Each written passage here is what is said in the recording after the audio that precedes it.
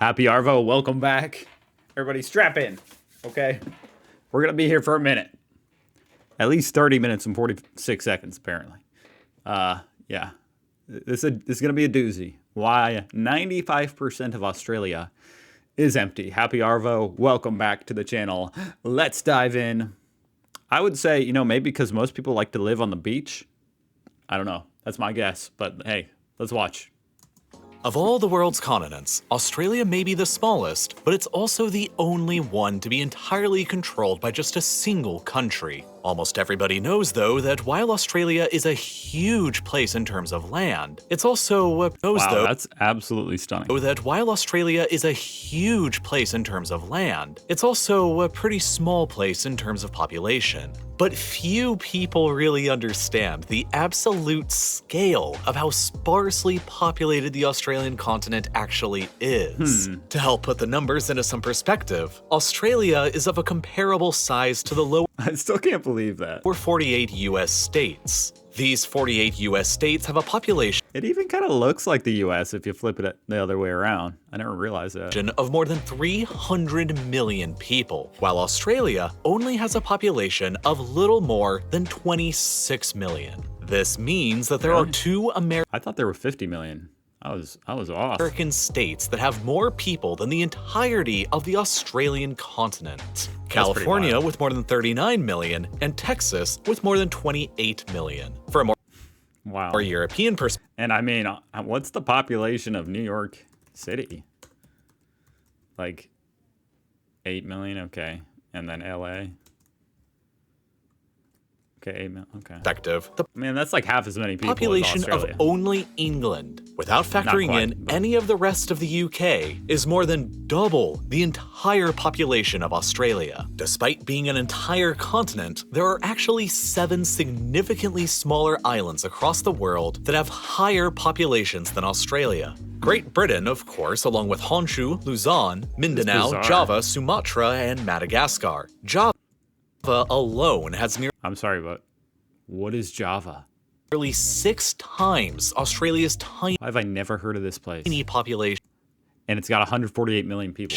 Despite being an island that is 60 times smaller than Australia, the continent. I not know this place? But it still gets even crazier because there's also a bunch of cities across the world that, right now, have more people than the entire continent as well. The Tokyo, Jakarta, and Delhi metropolitan areas all have greater populations than the entirety of Australia, while the Shanghai and Seoul metro areas have roughly similar populations. Sao Paulo, Mexico City, New York City, Cairo, Lagos, Mumbai, and Moscow all Hold up, I just looked up New York City and it was not 20 million. have largely comparable metropolitan populations to Australia as well. And all things considered, New York City population, 8 million. New York State, maybe. Yeah, he's thinking of New York State. Australia really Maybe that's what he said. only has 5 actual major cities across their continent: Sydney, Melbourne, Brisbane, Perth, and Adelaide, which collectively account for the residences of nearly 2 out of every 3 Australians. Australia is therefore among the most heavily So not many of you dudes are in the outback, huh? You're city boys. urbanized nations in the world, with the overwhelming majority of the population, around 90%, concentrated into relatively small urban areas that only account for 0.22% of Australia's total land area. I'm sure most of you guys live like on the suburbs of the city, huh? With half of the overall population living within just these red areas, and the other half almost entirely living in these blue areas. It's like if you were an alien and you discovered Australia, you might not even find anybody. Overall, around 85% of all Australians live within just 50 kilometers of the coastline, meaning that there's hardly anyone deeper into the continent's vast interior. This unique population distribution Just a bunch of emus. creates a lot of fascinatingly bizarre situations across the continent. For example, this is the Shire of East Pilbara in Western Australia. It is roughly the same size as Japan, but there's only a bit more than 10,000 people who live here, and half of them just live right here in the town of Newman. It's basically just I need to look up a video on that town. Like, what are they doing? How do they even survive? a small They're so far away from town, everybody. but with the space of Japan. Then, perhaps That's the amount of people that went to my high school. even more strangely, there's the pastoral unincorporated area down here in South Australia. This dot is the city of Adelaide, Australia's 5th largest city, home to more than 1.3 million people. And immediately adjacent to this oasis of urban life is the pastoral unincorporated area, a territory that's roughly the size of France, but is only home to a whopping 3,750 people, making the population density something like 178 square kilometers of land for every one person. That is roughly one Aruba's You must have some big backyards. worth of land for every single resident inside of the pastoral unincorporated area. Then, there's also Anna Holy Creek right over here. This is a huge territory that's slightly larger than Israel. And yet, it isn't a country or even a governmental entity at all. No, Anna Creek is actually just a privately owned cattle ranch. The largest cattle ranch found anywhere in the world by far that is only staffed by 8 full-time employees according to Wikipedia. So, this entire area that's the size of Israel is usually only home to less than a dozen people and around 10,000 cows. Australia is really, really, really empty. And to How do they even get the meat to the people? hammer the point home even further, consider the towns of Esperance on the south coast and Kununurra near to the north coast. Both of these towns are within the same state of Western Australia, and it takes at least 35 hours of time to drive from one to the other across. I'm still figuring out that Australia has states. That's how kind of ignorant I am. Hopefully most Americans, hopefully it's not just me is what I'm saying, but the fact that Australia has states, I figured that out a little while ago, but still kind of embarrassing. Across a distance of more than 3,200 kilometers. And along that entire distance in time, you'll maybe only drive through a population of less than 70,000 people the entire way. For comparison, this drive would be What if he broke down? about the same time and distance as driving from Madrid to Istanbul across nearly the whole of Europe, where there would be a lot more than 70,000 people. So what is it about Australia that makes it such an overall Well, it might be because a good part of it looks like this. empty void of people? What is it about this continent that has made everything I just brought up possible? Well, the easy answer that I'm sure most of you are thinking right now is the desert. Duh. Everybody knows that Australia is covered in a big old desert with tons of super dangerous animals and insects. Who would ever want to Oh, that reminds me. Thanks to the people who bought a shirt yesterday. actually live in most of the country? And while there is some truth to this line of thinking, I am here to argue with you that that's only a small part of the overall population puzzle in Australia, and the full explanation for why there are so few people on this continent is overall a pretty complicated one. Most of the problem stems from the fact that Australia is pretty uniquely I want to know what I'll let him finish, but I want to know what that white part is, right? Like over there, like in the middle. First, when it comes to both the Cursed? geologic and location perspective. Located relatively close by to Antarctica, the frozen continent, the western side of Australia is continuously battered by cold ocean currents coming up from the Southern Ocean, which means that there simply isn't enough heat to generate large-scale evaporation that's necessary to form rain clouds over much of the west. Meanwhile, in the east, the Great Dividing Range So it's actually cold over there? is Australia's largest and longest chain of mountains, and the 5th longest anywhere Hold up. Okay, I just had to go check on my son. I mean, my wife is with him, but it's okay. He's fine. He was just trying to do push-ups, and he was really upset he couldn't.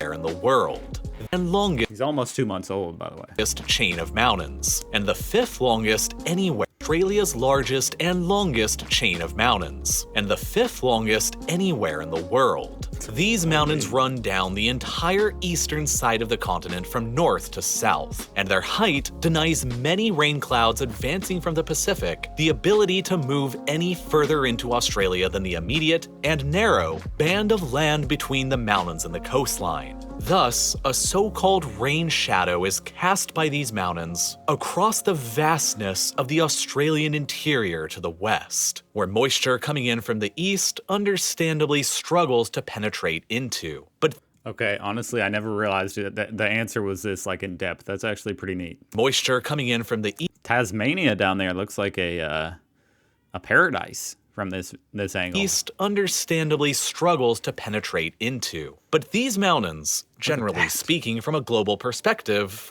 aren't really all that impressive. Truly They look kind of impressive to me. big mountains cannot be found anywhere on the surface of Australia, and overall, the continent has the lowest average elevation of all of Earth's continents, which just creates a further huge problem for rainfall. The tallest mountain and highest point that can be found anywhere in mainland Australia is here within the Great Who built that?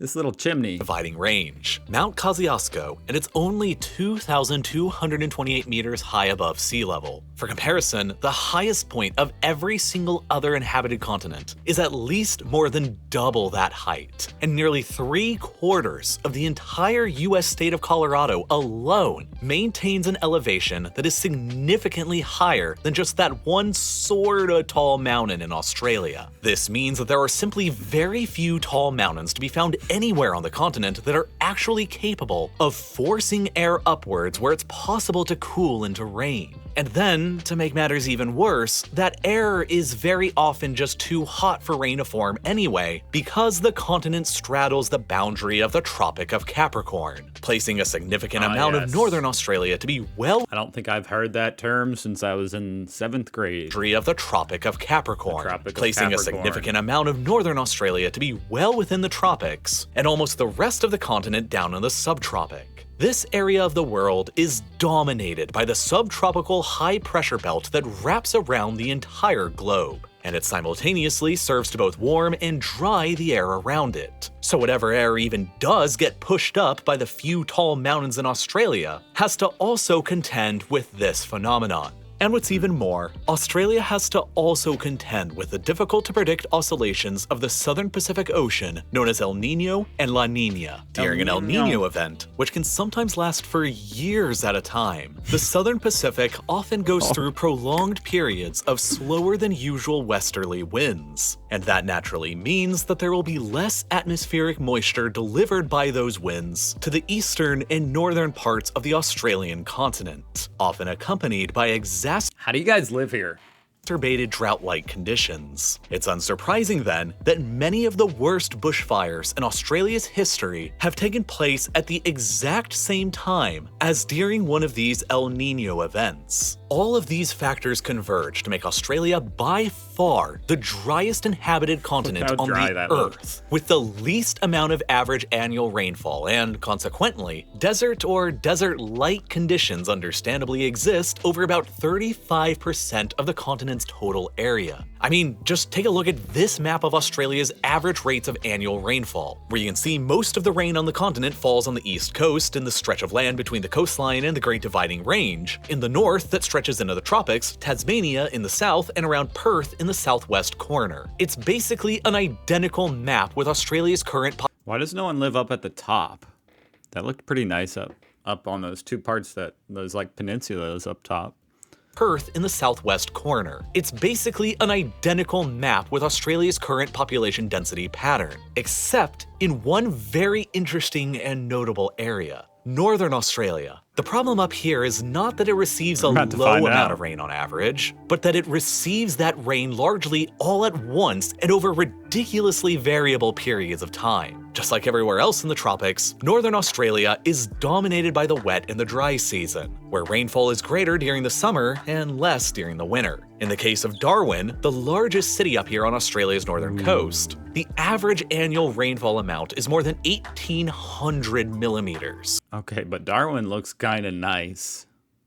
This looks like about 45 rich people live here in Darwin, which is nearly triple the amount of rainfall that London gets. However, the vast majority of that rain falls during just the 4 months of the wet season between December and March, when the area's monsoons and tropical cyclones are generally active.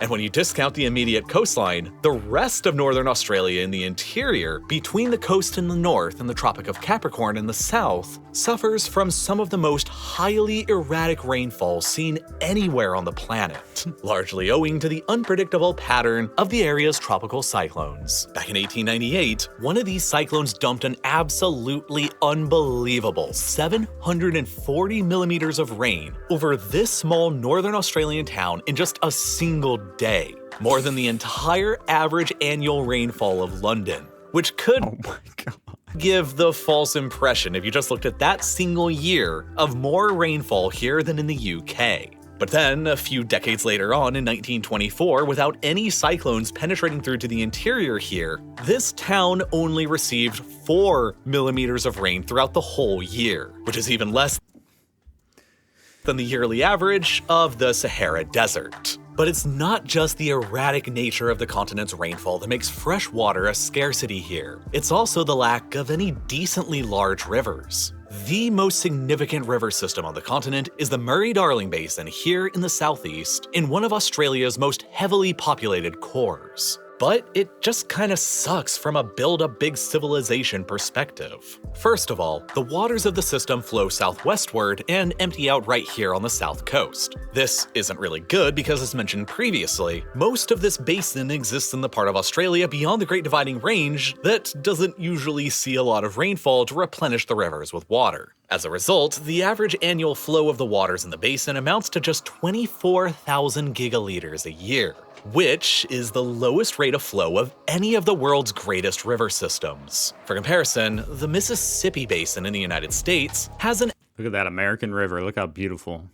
average annual flow of nearly Looks like it's coming straight from the septic tanks. 530,000 gigaliters a year, which is more than 22 times the flow of water that Australia's greatest river system has got. Nonetheless, it's the best that the continent has got, and the basin provides the And at least it's like blue and green. drinking water Ours for are around brown. 3 million Australians today, while the area around it has developed into the agricultural heartland of the modern Australian nation, providing nearly the entirety of the food that the 26 million people of Australia consume, along with enough to export to millions more across Asia. But as climate change continues to worsen the effects of drought on the continent, the waters that feed this agricultural heartland through the Murray-Darling Basin are getting harder and harder to come by with every passing decade.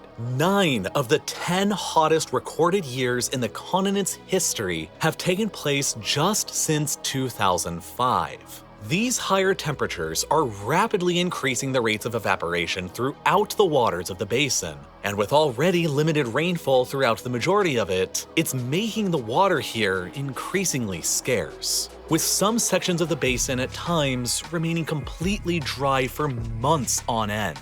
And it's not just the scarcity of fresh water on the continent that makes sustaining a very large population difficult. It's also the scarcity of good land for farming and agriculture, owing once again largely to geography, geology, and location. In northern Australia, there hasn't been any new mountain building since the pre-Cambrian era that ended 1.5 billion years ago. And even further, there hasn't been any glacial activity here since the Carboniferous ended nearly 300 million years ago. Thus, this entire region that covers It's a while ago. nearly half of the continent has suffered its soils being beneath continuous weathering and erosion for well over 250 million years, compared to less than 10,000 years. It's like impossible to even fathom. 150 million years, compared to less than 10,000 years for most of the soils on other continents like North America, Europe, or Asia. Therefore, the soil nearly everywhere in northern Australia just sucks for agriculture. The only exception to that rule is the area of the river basin that drains here into Lake Erie. But this is an overall small amount of the north, and the rainfall required for irrigation here is still very low. But the thing is, none of these geographic or climatic explanations really give the full picture. Because, despite everything that I just spent the last 10 minutes explaining to you, it turns out that Australia actually has a ton of freshwater resources. Well, at least when compared to countries and not to continents. In fact, Australia has an estimated 492 cubic kilometers worth of renewable freshwater resources, which is more than a lot of countries with significantly higher. I'm like, holy, yeah, that's a lot. You know, I know how many cubic kilometers a lot of countries have, and that right there, that's a lot. Populations. That's twice as much as Pakistan, for example, a country which has more than 8 times as many people. So it's not just a sheer lack of fresh water, and it's not just a sheer lack of arable land either. While, yeah, only about 6% of Australia's land is actually arable and suitable for agriculture, Australia is huge. So that 6% is still a ton of usable farmland. To put it in a context, Australia has more arable land than Indonesia, Malaysia, Singapore, the Philippines, Vietnam, Cambodia, and Laos all have combined. Despite all of these countries having a combined population of 542 million people, and Australia only having 26 million people. To put it into another perspective, Australia has by far the highest ratio in the entire world of arable land to population at around 1.9 arable hectares of land for every 1 citizen of the country. For the sake of comparison, the ratio in the United States is only about 0.47 arable hectares of land per 1 citizen. This means that if Australia ever reached the same ratio of arable land to people as the United States, the continent would be home to well over 90 million people. Still substantially less than the population of America, but also substantially more people than Australia. I think you Aussies are you're okay with being low key, you know. Am I right about that? Like, you don't want Australia to be like, I think you guys have like a little diamond in the rough down there. You don't want too many people to come mess it up. Australia has today. In theory, Australia does have enough space and resources to support a lot more people than the 26 million who live there today. The big reason why it doesn't is because for pretty much the entire history of Australia, right up until the present day, it's just been a really tough place for anyone to actually get to. You see, for millions of years now, Australia has been effectively a lost continent, isolated from all the Earth's other major landmasses, drifting alone out in the sea. This has resulted in millions of years of completely separate evolution for the animals of the continent. Yeah, that's why you guys have freaking animals like that. It's so cool. It's literally like an alien. Like, the animals on that continent got to evolve completely, just separately. And it produced just the most interesting creatures. Which is why Australia is unique among Earth's continents for the fact that marsupials, and not placental mammals, dominate the indigenous mammal wildlife species. Modern humans first reached the continent sometime around 50,000 years ago. I wonder how they got there. Geography looked radically different than it does today. With sea levels significantly lower back then, humans were able to simply walk down the Sunda Peninsula, hop across just a few islands, and then make it into present-day New Guinea, which back then was connected to Australia via a land bridge as the prehistoric continent of Sahul. And after these initial humans made it to the continent, they remained almost entirely undisturbed for tens of thousands of years by any other groups of humans from anywhere in the outside world. As sea levels began to rise following the end of the last ice age, Sahul was flooded and the land bridge between New Guinea and Australia fell beneath the waves around 10,000 years ago, making Australia so now they're trapped there. Even more remote than it had been previously. And that's crazy. I wonder what, like, the Aboriginal people who lived there, what did they think when they first came in touch with new technology of the rest of the world? Even less likely to ever be visited by outsiders. For the next 9,600 years before the eventual arrival of the Europeans in the 17th century, the Australian continent may have only been significantly visited and impacted by outside humans a total of just 2 times. Dingoes, but we don't know how many times aliens visited. An invasive species of dog likely originating from New Guinea, were introduced to Australia sometime around 8,300 years ago, potentially by an unknown group of human visitors coming from the island. About 11% of the modern Aboriginal Australian DNA also derives from Indians, which suggests a potential encounter on the continent with a group of humans from South Asia sometime around 4,000 years ago. And then, after millennia of existing almost entirely undisturbed by the outside world, in 1606, a Dutchman and his crew suddenly showed up on their ships and landed right here on the western side of the Cape York Peninsula. But even after that, the Dutch never really bothered to ever establish any permanent settlements or presence on the continent, because the parts of it that they found were generally decided to be too uninhabitable for all the reasons that I mentioned during the first half of this video. The closest the Dutch ever came to a permanent settlement on Australia happened entirely by accident. 50 years after their discovery in 1656, a Dutch ship called the Vergulde Drieck crashed off the coast of Western Australia around here. 75 of the ship's survivors miraculously made it to the shore, and then 7 of them were dispatched on one of the ship's lifeboats to make the 1,400-mile-long journey over to Batavia, or modern-day Jakarta, on the island of Java, which was the administrative capital of colonial Dutch rule in Indonesia at the time. After 41 grueling days of travel, these 7 people finally made it to Batavia and raised the alarm for the 68 crew and passengers who they had left behind back in Australia. And for the next several years, numerous search and rescue missions were carried out by the Dutch Navy all along the Western Australian coast. But little sign of the ship's wreckage was ever discovered, and the 68 survivors of the Vergulde Drieck who were left behind were simply never seen or heard from again. I don't know if you'd call them survivors then. Their ultimate fates remaining a mystery to this day.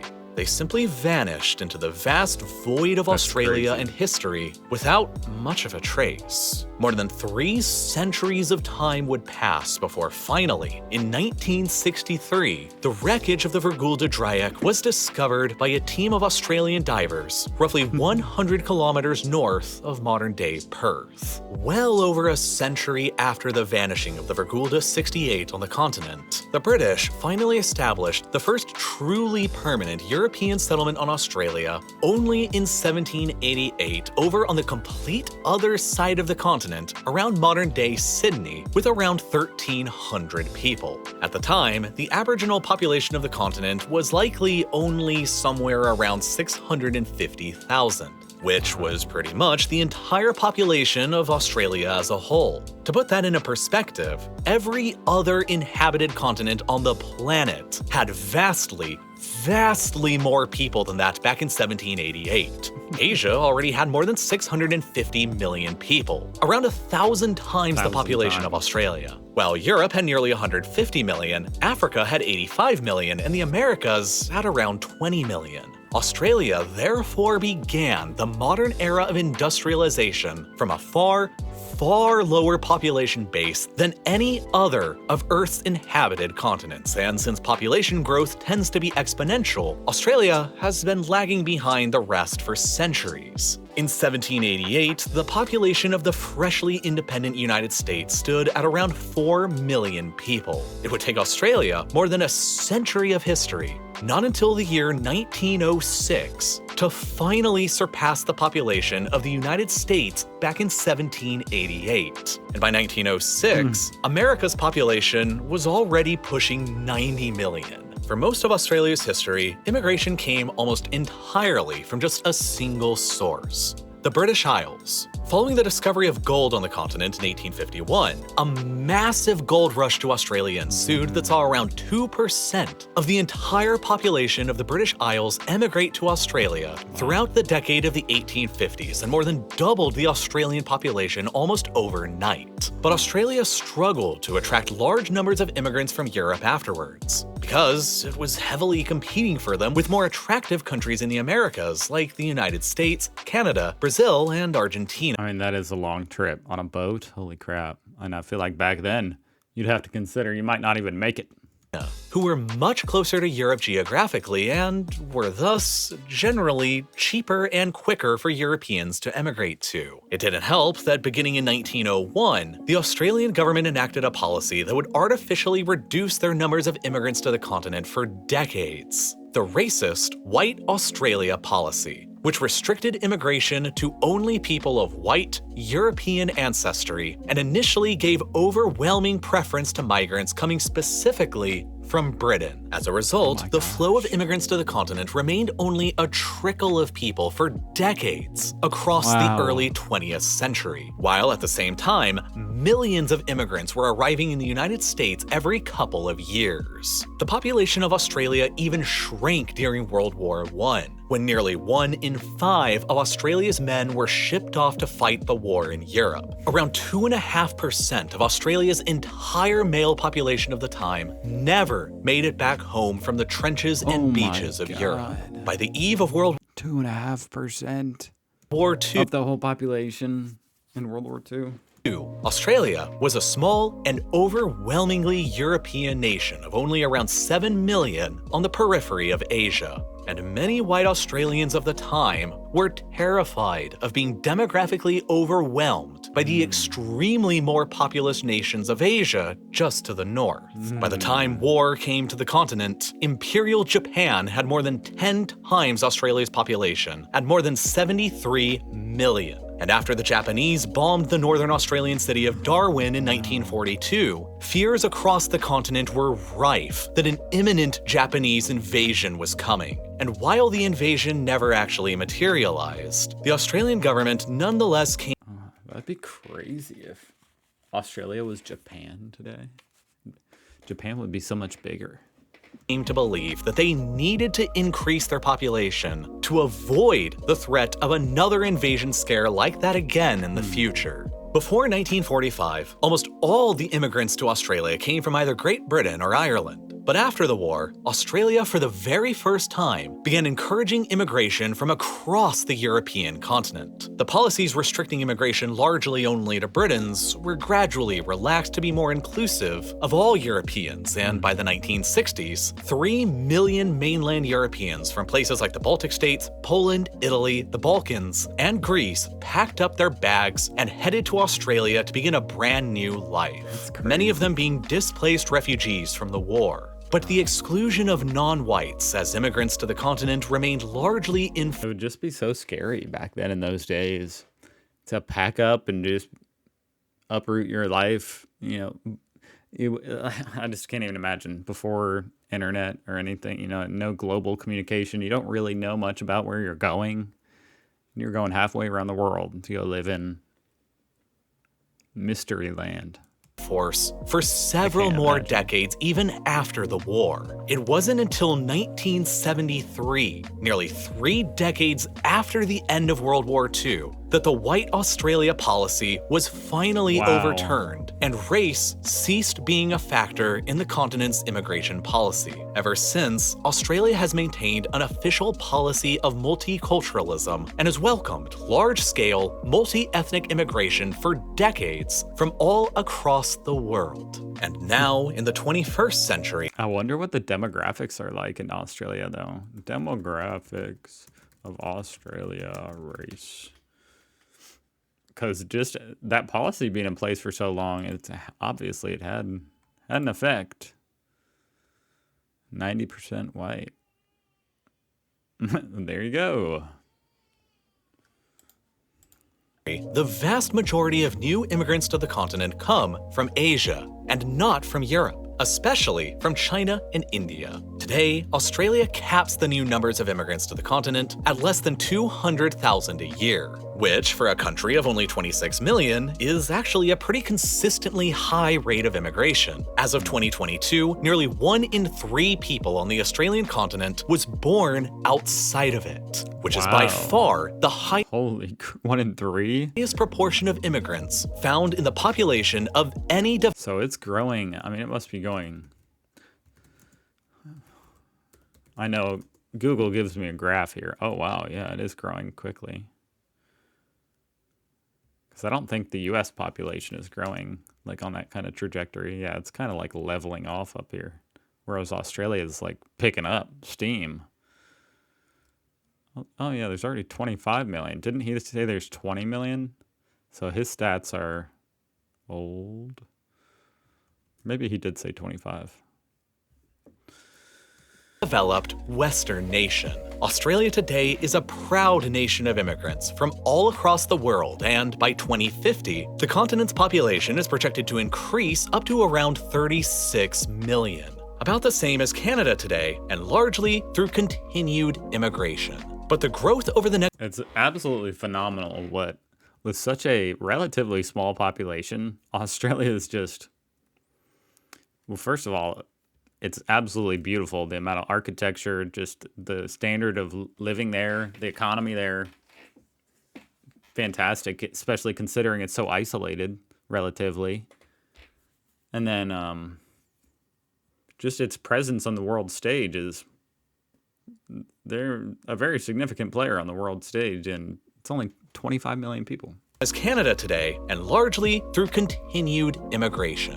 But the growth over the next 2 decades will not come without its challenges. The continent's ancient natural challenges like unpredictable rainfall, drying rivers, droughts, and vast arid wilderness, along with new challenges like the uncertain course of climate change, mean that Australia has an epic battle against its own environment ahead of it to continue increasing their population. But despite all the odds that are stacked up against them, the country is actually one of the world's most major agricultural producers and exporters. With more than 104 million sheep on the continent, there are 4 times. With more than 104 million sheep on the continent, I knew there were more sheep than people. I didn't know it was 4 times as many. there are 4 times as many sheep as humans, and consequently, Australia is the world's 2nd largest producer of sheep and wool, and the 5th largest producer of beef. In addition, Australia is the home of slightly more than half of all the world's certified organic farmland, and is a global leader in almond and lentils production. And best of all, Australia's rich culinary culture is heavily represented by the sponsor of this video, HelloFresh. Wedges, all serenities, the majority of your prep time, and it took less than. Wow. Okay. Well, that was a fascinating video. I mean, that was one of those videos where I mostly just watched, and my commentary was sparse because they're just throwing facts at me the whole time. He's the one with all the facts, but that was fascinating. I'm glad to watch it. Thank you for watching. If you stayed this whole time, holy. Well, I enjoyed it. Happy Arvo. I mean, all I've got to say is thank you for watching, and I hope to see you here again tomorrow, because I will be here. I'm here every weekday. Have a great day. You guys are great. I mean, I don't know what to say. I feel like nobody's left. Nobody's here, so... hello,